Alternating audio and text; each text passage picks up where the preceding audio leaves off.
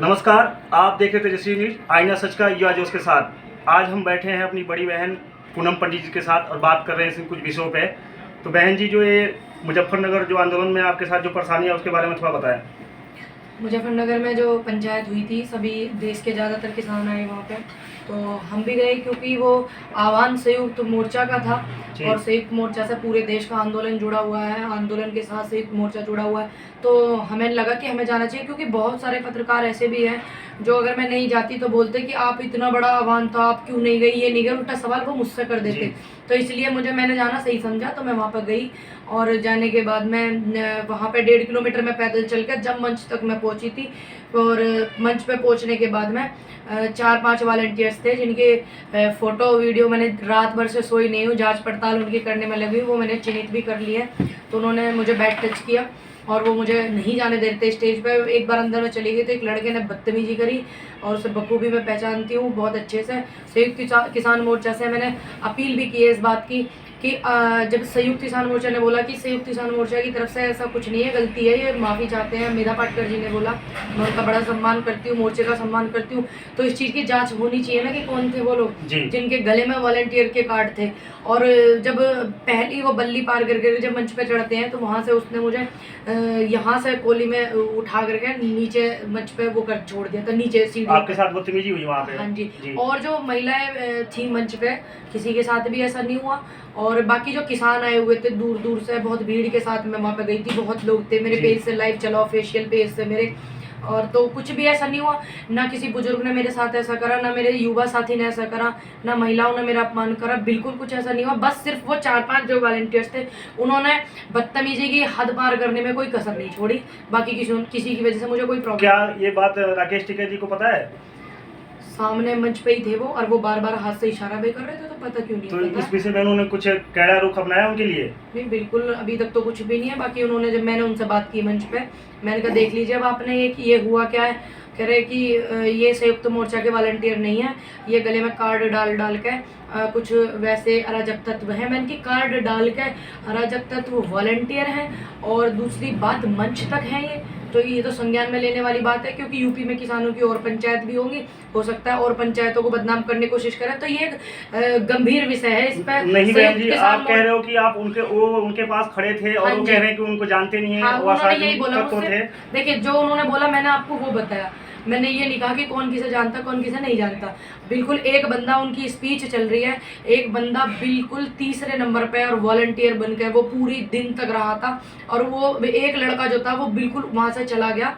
15 minute के बाद वो लड़का मुझे दिखा नहीं, लेकिन एक बेशरम बेहया इतना था कि वो लास्ट तक बैठा रहा जब टिकैत जी का भाषण चल रहा था। उसके मैंने जब सारे वीडियो देखा पूरा 11 घंटे का, वो बिल्कुल टिकैत जी के तीसरे-चौथे नंबर पे वो लड़का खड़ा हुआ है। तो मैंने उसे भी चिन्हित कर लिया। तो संयुक्त किसान मोर्चा देखते हैं उन 4-5 वॉलंटियर्स का साथ देते हैं। एक उनमें पूर्व फौजी भी है, उसने तो मुझे नीचे ही गिरा दिया था।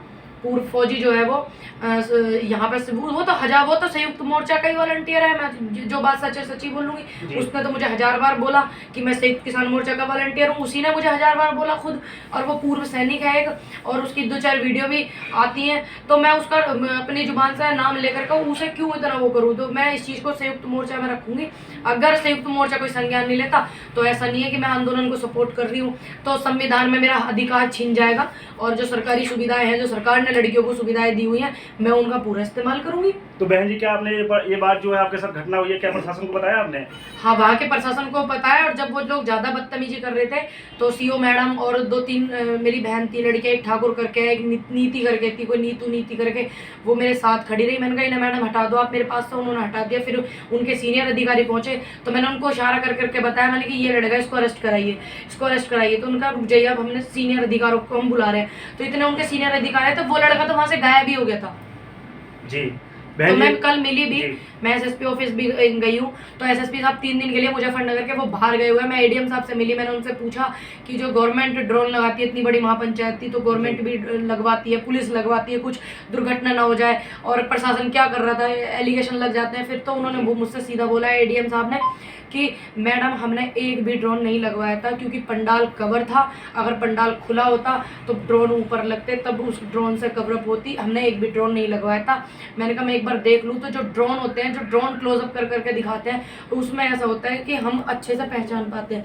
लेकिन कुछ मेरे सहयोगी हैं, उन्होंने मुझे वीडियो भेजे, मैंने सबको चिन्हित कर लिया है। बहन जी एक बात और पूछनी है, कल वहाँ पे नारे लगे हैं अल्लाह अकबर और हर हर महादेव, तो इससे टिकैत साहब क्या साबित करना चाहते हैं? देखिए, ये नारे उन्होंने लगाए हैं, वो ये चीज़ वो बताएंगे तो ज़्यादा बेहतर होगा। लेकिन मैं आपको बता दूं, मैं सनातन धर्म से हूँ। मेरा सनातन धर्म ना तो किसी का अपमान करना सिखाता है, किसी के धर्म का। और मेरी एक वीडियो भी है एक चैनल पे, वो लड़का मुझसे, एक पत्रकार है, रिपोर्टर है, वो मुस्लिम है। मैंने उनसे बोल दिया, मैंने कहा भाई आप बोलिए जय श्री राम। तो उन्होंने फटाक से जय श्री राम बोल दिया। जब वो बंदा जय श्री राम बोल सकता है, मैंने कहा मैंने अच्छे से बुलवाया आपसे, सम्मान से, कि आप मेरे धर्म का सम्मान करके मेरे लिए प्लीज़ बोल दीजिए। उसने तुरंत बोल दिया। लेकिन अगर हम किसी से ज़बरदस्ती बुलवाएंगे जय श्री राम, या हम ज़बरदस्ती किसी से अल्लाह अल्लाह अकबर बुलवाएंगे, मुझसे सम्मान से बुलवाएंगे, तो मैं बोल दूंगी, क्योंकि मेरा धर्म अपमान करना नहीं सिखाएगा। लेकिन मुझसे कोई वो चीज़ ज़बरदस्ती कराए, मेरी जान चली जाए, मैं नहीं बोलूँगी। जी जी, एक क्वेश्चन और है, एक सवाल और है आपसे। ये जो है, अभी आप ब्राह्मण समाज की बेटी हो, तो क्या किसी ब्राह्मण समाज की तरफ से आपकी सहायता की कुछ बातें आई है जो आपके साथ हुआ है? हाँ जी, देखिए, जो ब्राह्मण समाज के परशुराम, उससे भी हैं, बहुत सारे संगठन हैं, और जिनसे मैं व्हाट्सएप पर बिल्कुल जुड़ी हुई नहीं हूँ। और 3-4 ग्रुप में मुझे कल ही जोड़ा है, और वहाँ से मेरे पास बहुत फ़ोन भी आए हैं। एक गुरुजी भी हैं, कोई मैं जानती नहीं, शुक्रताल से, उनके भी, तो वो कि ज्ञापन व्यापन देंगे, ये करेंगे, वो करेंगे, इस तरीके के मुझे फ़ोन आ रहे हैं।